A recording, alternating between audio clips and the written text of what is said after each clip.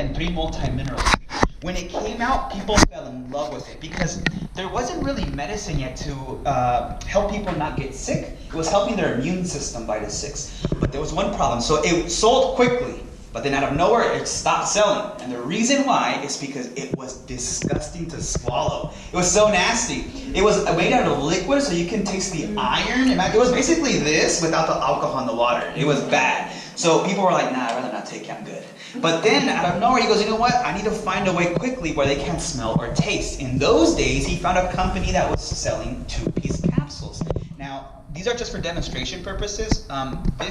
This powder here as well is for demonstration, but it's actually alfalfa. We've been having it sitting out here for a while now. That's why it looks a little different. But only thing he would do is grab one side of the capsule, put it right into these little holes here. He had to fill 100 at a time, and then he started filling them up one by himself.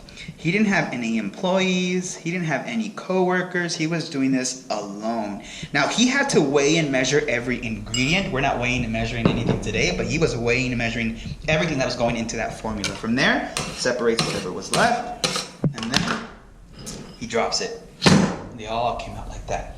That's where everyone goes, wow! 1, 2, 3. Wow! There we go. And then he puts the second piece capsule right over it, and there you have it. There is the vitamin.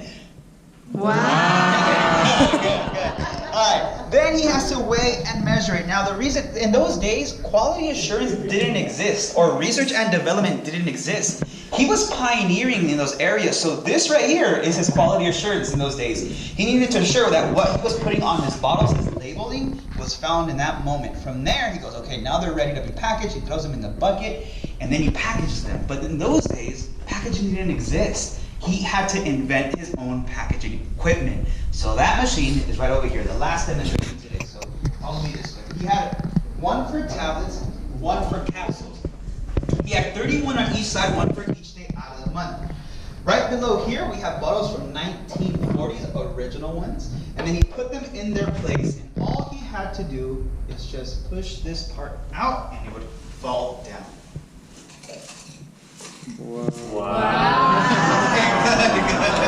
We have many more left, all right? Wow's left in us right now, coming up. But this is it. 31 on each side, one for each day out of the month, ready to be sold to the neighbors, to anyone that would come here in the corner of Beach Boulevard and leave their actual forms, their order forms, because that mailbox you see outside is pretty huge. And the reason why is because people would actually leave their order forms inside.